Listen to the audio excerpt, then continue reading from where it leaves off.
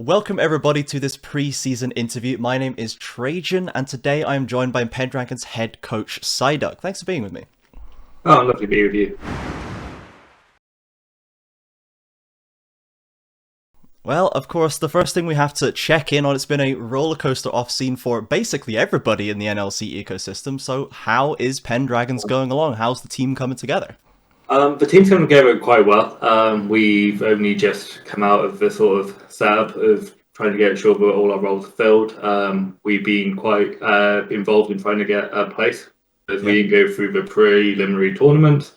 So we got Div 3, which was really good. And now we've been building a roster using some of our experience in terms of teams we've worked with, players we've seen across the different teams who've come in as maybe a substitute in different matches, especially in terms of trying to get into Div 1 and Div 2, and looking at building a squad which is developing young talent. And I think the players we've got have been either brand new or have some small experience within the scene, or players who've had a long history in looking to developing more into that sort of coaching role.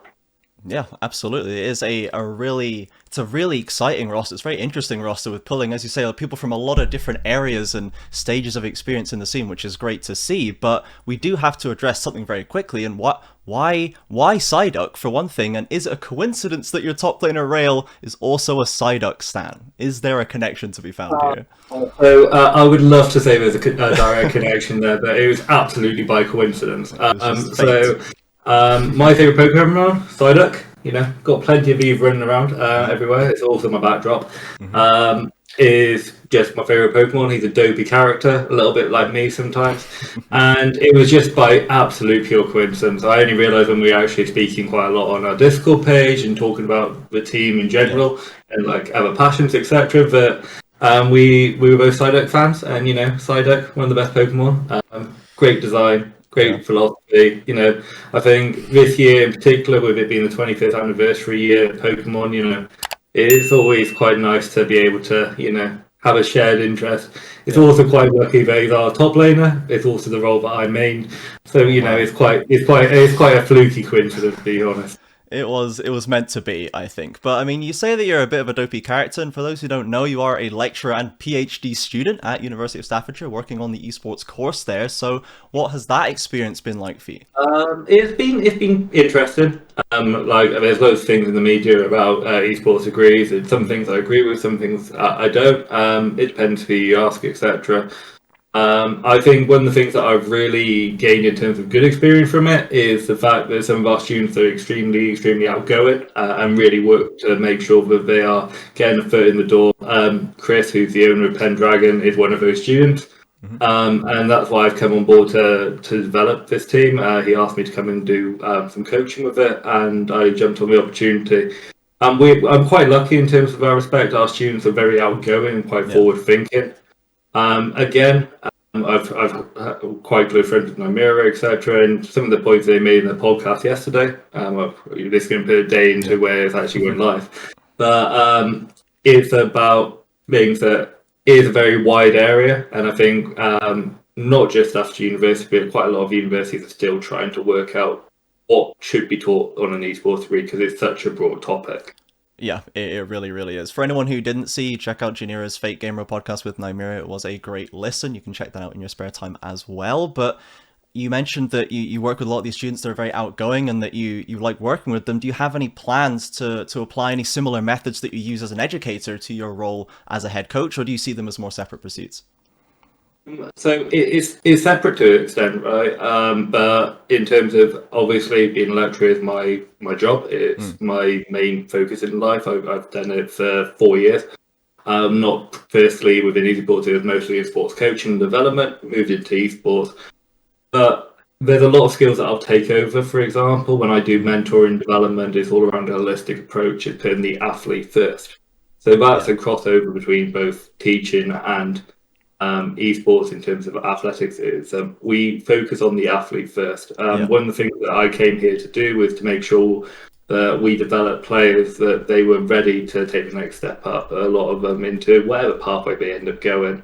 Again, like I think I alluded to in the first question, which was We've got a lot of players at different stages in their career, but I'm really wanting to make sure that they take the next step and the next step well. Yeah, for sure. I mean, my next question would have been, if you had to describe your coaching style in a few words, what would they be? I guess athlete first might be one way to do that. We can just skip forward a little bit to instead talk about the dynamic between yourself and Sheikah, the analyst, who has also been, by her own admission, very player focused. So I think this maybe be quite a nice meeting of philosophies in this position. How do you think you'll both be able to work together? Yeah, sorry. It's a very much a nice environment. Like I really do like working with our analyst. Our analyst is fantastic. It's very different to my last place in terms of our analysts and me being quite locked heads in a lot of situations. We've got the same message. We know where we're going, which is really good. I think the fact that we both realised that we both had this experience working within UKEL and working with teams at this sort of Div 3 level. We know that we don't have players for very long, a lot of the time. So for us, it's about making sure that they have the best experience. If we can get them to go up to the next division, either with us or with someone else, it's all about them going forward and having that good long-term experience and looking back on their career in a really good light.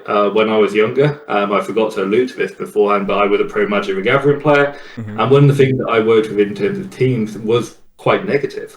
I didn't have a particularly great experience working with teams, so for me, one thing that I've always worked towards, both in sport and in esports, is to make sure that players feel that they've got a good voice and that nothing that they say is ever taken in a harsh sort of light. It's about them developing and working ways to make sure that they have the best overall outcome.